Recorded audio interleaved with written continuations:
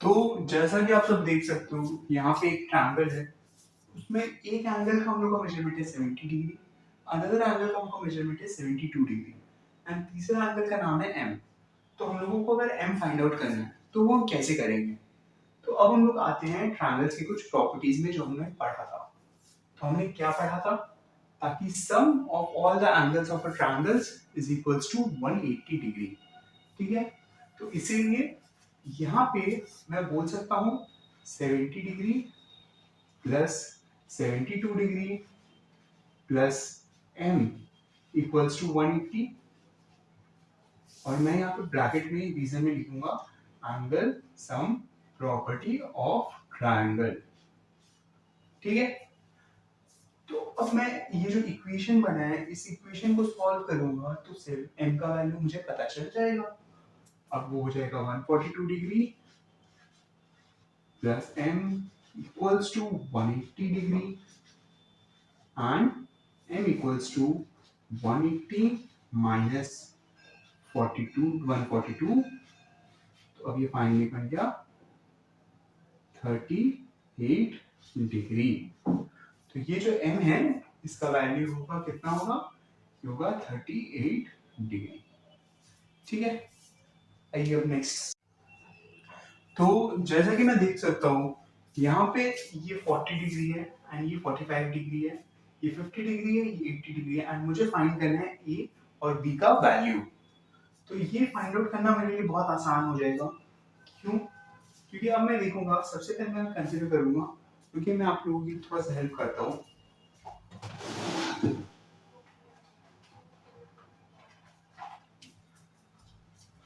अब मैं यहाँ पे सबसे पहले कंसीडर करूंगा इस ट्रायंगल को।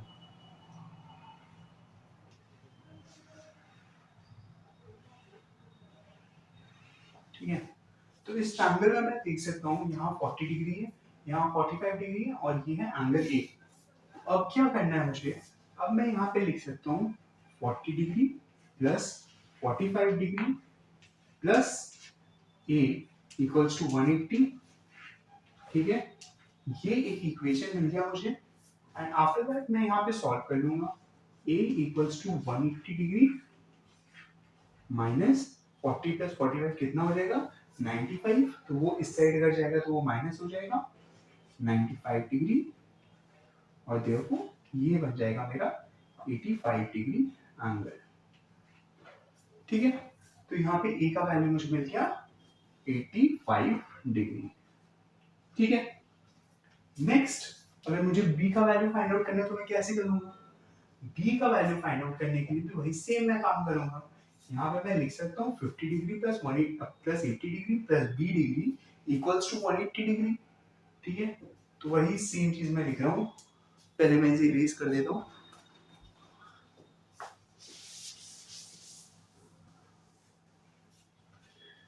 Fifty degree plus 80 degree plus b equals to 180। यहाँ पे आप लोग रीजन लिख दीजिएगा angle sum property of a triangle. ठीक है, तो अब यहाँ पे क्या हो जाएगा? 50 प्लस 80 कितना हो गया? 130 degree plus b equals to 180 degree.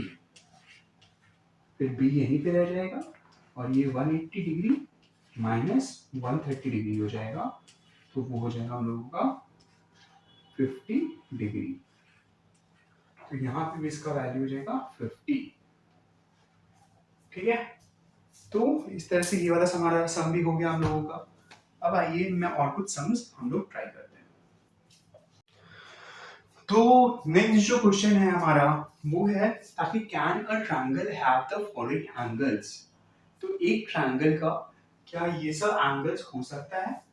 तो एक ट्रायंगल है जिसका एंगल से 80 45 70। तो इस तरह के क्वेश्चंस में हमको कुछ नहीं करना है, हमें सिर्फ इन तीनों एंगल्स को ऐड कर देना है। ठीक है, तो चलिए इसको ऐड करते हैं। 80 प्लस 70 कितना हो गया हम लोगों का? 150। 150 एंड 45 हो गया 195 डिग्री।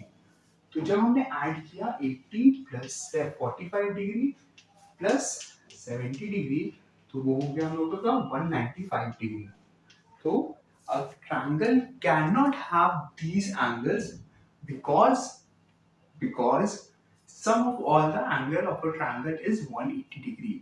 एक ट्रायंगल का तीनों एंगल का सम 180 डिग्री होता है, बट यहाँ पे हम लोगों का तीन एंगल का सम जो है वो 195 डिग्री हुआ है, इसीलिए एक ट्रायंगल का ये तीन एंगल्स नहीं हो सकता।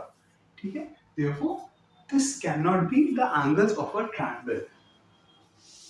चलिए इसमें आप कुछ चीज ट्राई करते हैं।